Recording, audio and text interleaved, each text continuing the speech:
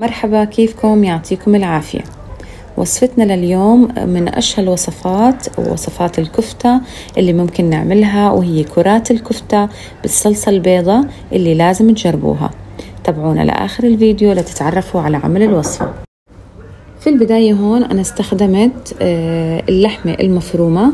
طبعا أنا ما راح أحدد الوزن طبعا لأنه بيرجع لرغبتكم، وحطيت بشرت عليها هون بصلة كبيرة، وراح أحط عندي معلقتين كبار من البقسماط اللي هو اللي بنعمل فيه الدجاج حتى تتماسك معنا هون اللحمة. ونزلت هون حبة من البيضة، وراح أحط هون عندي معلقة كبيرة من بودرة البصل والثوم. حطيت معلقة صغيرة من الكزبرة الناشفة وشوي من الفلفل الأسود، وبدي أحط هون معلقة كبيرة من الملح، بالإضافة إلى مكعب مرق الدجاج. إذا مش متوفر عندكم حطوا اللي هي التوابل الباودر تاعت مرقة الدجاج معلقة كبيرة. طبعا نزلت هون أنا شوي من البقدونس المفروم، وراح أحط عليهم معلقة كبيرة من السمنة.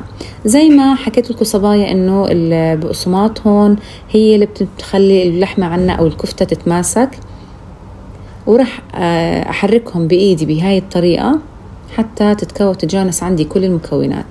وطبعا هيك بعد ما كورناها وصارت عنا جاهزة، وهلأ بدنا نجهز كرات الكفتة. أنا حطيت هون معلقتين أو 3 معالق كبار من الزبدة مع الزيت النباتي. طبعا الزبدة صبايا أنتم معروف إنه الزبدة بتعطي نكهة مميزة لأي نوع من الأكل اللي ممكن تعملوه. وراح أنزل كرات الكفتة بهاي الطريقة، وأول ما أحس إنه بلشت عندي تتماسك مع الزيت بدي أحركها بهاي الطريقة اللي أنا حركت فيها، وأبلش هون أقلبهم بهاي الطريقة لحتى ناخد اللون الذهبي الأشقر. هو هذا اللون الذهبي اللي إحنا بدنا إياه. رح نستمر بالتقليب صبايا بحركة خفيفة جدا مثل ما أنتم شايفين، على قد ما أوصف لكم هون نكهة الزبدة مع الكفتة بتعطينا نكهة جدا مميزة. بنفس الزيت والزبدة اللي احنا قلينا فيه الكفتة رح أنزل بصلة مفرومة خشنة.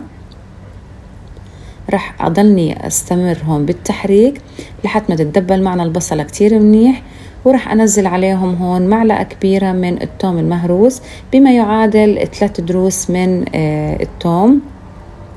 رح أستمر هون عندي بالتقليب، ورح طبعا أكون هلأ مجهزة عندي الفطر.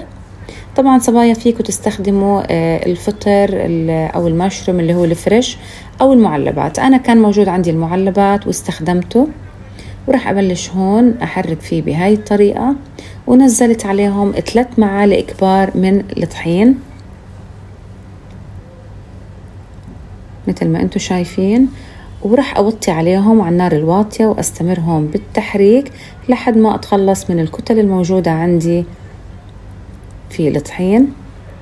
مثل ما أنتم شايفين هون لازم تكون الحركة عنا أو التحريك عنا على النار الهادية. وهلأ صبايا رح أنزل عليها مكعب من مرقة الدجاج. فيكم تستبدلوه بتوابل مرقة الدجاج الباودر، بس أنا متوفر عندي اللي هو هاي. ونزلت عليهم كوب من المي المغلية. طبعا مثل ما أنتم شايفين هيك كيف صار عنا القوام. هلأ نزلت عليهم بما يعادل 500 مل من الحليب السائل. طبعا الحليب السائل بده يكون درجة حرارته عادية، لا بارد ولا ساخن.